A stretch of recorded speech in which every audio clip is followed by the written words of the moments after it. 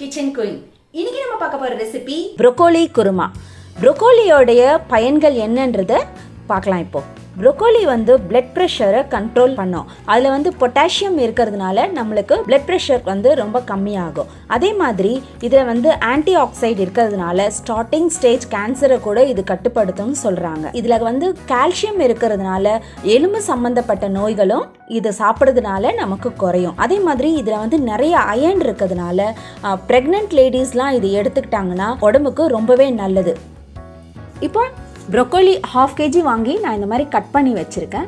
ப்ரோக்கோலியை வந்து எப்போவுமே நம்ம காலிஃப்ளவர் எப்படி க்ளீன் பண்ணுறோமோ அந்த மாதிரி க்ளீன் பண்ணிக்கணும். நல்லா பாயில் வாட்டரில் கொஞ்சமாக உப்பு போட்டுட்டு கொஞ்சமாக வினிகர் கலந்துட்டு நல்லா கொதிக்க விட்டுட்டு அந்த தண்ணியில் இந்த ப்ரோக்கோலியை நம்ம போட்டுடணும். அப்போ போட்டதுனால நம்ம அதில் ஏதாவது சின்ன சின்ன பூச்சி இருந்ததுன்னா அதெல்லாம் வெளியே வந்துடும். அதனால நம்ம எப்போவுமே சுடு தண்ணியில் போட்டுட்டு கொஞ்ச நேரம் அதை ஒரு 10 நிமிஷம் வச்சுட்டு ஸ்டவ்வில் வந்து ஆன் பண்ணி வைக்க வேண்டாம். சுடு தண்ணி நல்லா கொதித்த பிறகு நம்ம ஸ்டவ் ஆஃப் பண்ணிட்டு தான் நம்ம இந்த ப்ரோக்கோலியை இதில் போட்டுட்டு ஒரு 10 மினிட்ஸ் வச்சுட்டு அதை வந்து கோல்டு வாட்டரில் போட்டுட்டு நம்ம ட்ரை பண்ணி வச்சுக்கலாம். இப்போ நம்ம குருமாக்கு மசாலா அரைச்சிக்கலாம். தேங்காய், சோம்பு, ஏலக்காய், ஒரு 6-7 முந்திரி பருப்பு அது சேர்த்து நல்லா மையாக அரைச்சி வச்சுக்கோங்க. இந்த மாதிரி தண்ணி சேர்த்து நல்லா மையாக அரைச்சி வச்சுக்கோங்க.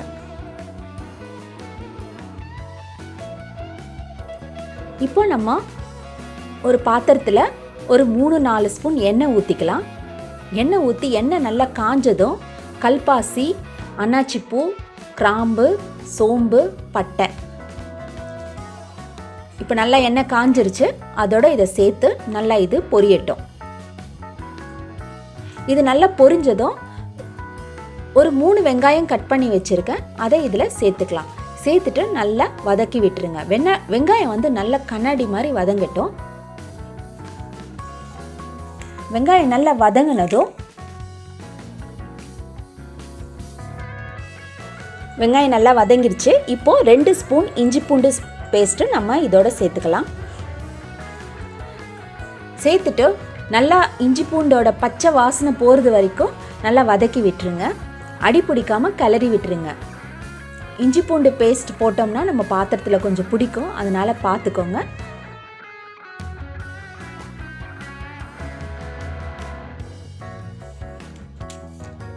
வெங்காயமும் இஞ்சி பூண்டு பேஸ்ட்டும் நல்லா வதங்கிட்டோம். வதங்கின பிறகு நம்ம வந்து 2 பச்சை மிளகாய் சேர்த்துக்கலாம். பச்சை மிளகாய் போட்டோம்னா அந்த குருமாக்கு வந்து அந்த வாசனை நல்லா இருக்கும். அதனால் இப்போது நம்ம 2 பச்சை மிளகாய் நல்லா கீறிட்டு இதில் சேர்த்துக்கலாம். சேர்த்துட்டு நல்லா வதக்கி விடுங்க. வதக்கி விட்டுட்டு 3 தக்காளி சின்ன சின்னதாக கட் பண்ணி வச்சுருக்கேன். அதை இதில் சேர்த்துக்கலாம். சேர்த்துட்டு தக்காளி வெங்காயம்லாம் நல்லா வதங்கட்டும். கொஞ்சமாக கருவேப்பிலை சேர்த்துக்கோங்க.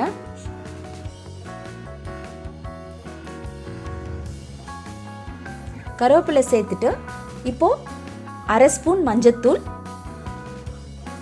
1 ஸ்பூன் உப்பு, 1 டேபிள் ஸ்பூன் உப்பு போட்டிருக்கேங்க. போட்டுட்டு நல்லா வதக்கி விட்டுருங்க. அந்த வெங்காயம் தக்காளிலாம் நல்லா வதங்கி ஸ்மாஷ் ஆகுற வரைக்கும் வதக்கினீங்கன்னா நல்லா குருமாக்கு நல்லா டேஸ்ட் கொடுக்கும். நல்லா வதங்கியாச்சு. இப்போ வந்து மிளகாய்த்தூள் 2 ஸ்பூன் வெறும் மிளகாய்த்தூள் சேர்த்துருக்கேன்.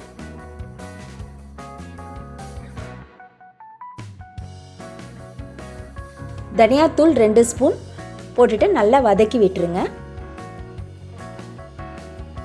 இப்போ நார்மலாக வந்து பச்சை மிளகா அரைச்சி வைப்பாங்க குருமா. அது சில பேருக்கு பிடிக்காது, நெஞ்சு எரியும் அப்படின்வாங்க. அவங்கெல்லாம் இந்த குருமா ட்ரை பண்ணிங்கன்னா ரொம்ப நல்லாயிருக்கும். ஏன்னா இதில் பச்சை மிளகா நம்ம அரைச்சிலாம் போடலை. இப்போ வந்து வெங்காயமும் தக்காளியும் நல்லா வெந்துருச்சு. இந்த டைமில் நம்ம கழுவி வச்சுருக்க அந்த ப்ரோக்கோலியை இதில் சேர்த்துக்கலாம். சேர்த்துட்டு அந்த மசாலாவோட அந்த ப்ரோக்கோலி சேர்கிற வரைக்கும் நல்லா வதக்கி விடுங்க. ப்ரோக்கோலி வந்து எப்போவுமே ரொம்ப நேரம் வேகாதுங்க. அதனால தான் குக்கரில் கூட நான் வைக்கல, பாத்திரத்தில் தான் வச்சுருக்கேன். இப்போ நல்லா வதக்கி விட்டுட்டோம். ரொம்ப குவிக்காகவும் ஆகிடும். அது ரொம்ப நேரம் டைம் எடுக்காது செய்யறதுக்கு.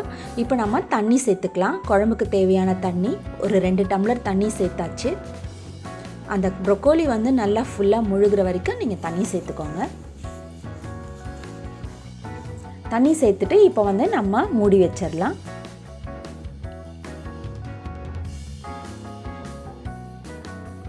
மூடி வச்சுட்டு ஒரு 10 மினிட்ஸ் போதும்.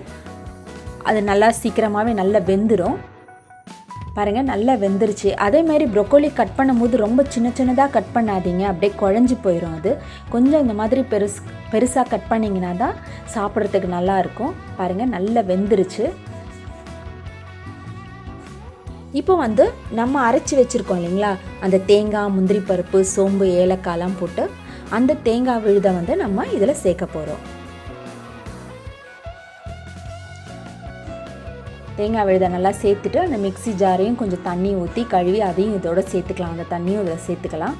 உங்களுக்கு வந்து குருமா ரொம்ப திக்காக வேணும்னா தண்ணி கம்மியாக சேர்த்துக்கோங்க. கொஞ்சம் மீடியமாக வேணும்னா கொஞ்சம் தண்ணி சேர்த்துக்கலாம். நீங்கள் தேங்காய் விழுது சேர்த்த பிறகு ரொம்ப நேரம் நம்ம அடுப்பில் வச்சு கொதிக்க வைக்கணும்லாம் கிடையாது. ஒரு கொதி வந்தவுடனே நம்ம இறக்கிக்கலாம். தேங்காய் சேர்த்து நல்லா எல்லா பக்கமும் படுற மாதிரி கிளறி விட்டுட்டு ஒரு கொதி வரட்டும். பாருங்கள் ஒரு கொதி வந்துருச்சு.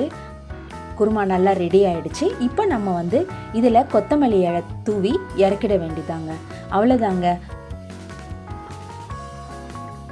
அவ்வளோதாங்க நம்மளுடைய ப்ரொக்கோலி குருமா சூப்பராக ரெடி ஆகிடுச்சு. இது ரொம்ப ஹெல்த்தியான ஃபுட்டும் கூட.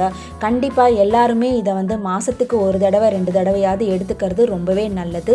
நீங்களும் இதை உங்கள் வீட்டில் செஞ்சு பாருங்கள். உங்களுடைய ஃபீட்பேக்கை என்னுடைய கமெண்ட் பாக்ஸில் போடுங்க. என்னங்க ரெசிபி பார்த்தீங்களா? பிடிச்சிருந்ததா?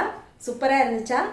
உங்கள் எல்லாருக்கும் ஒரு சின்ன ரெக்வஸ்ட். அது என்னென்னா, என்னுடைய பேஜை லைக் பண்ணுங்கள், கமெண்ட் பண்ணுங்கள், ஷேர் பண்ணுங்கள். மீண்டும் உங்களை அடுத்த ரெசிபியில் சந்திக்கிறேன். Until then, bye.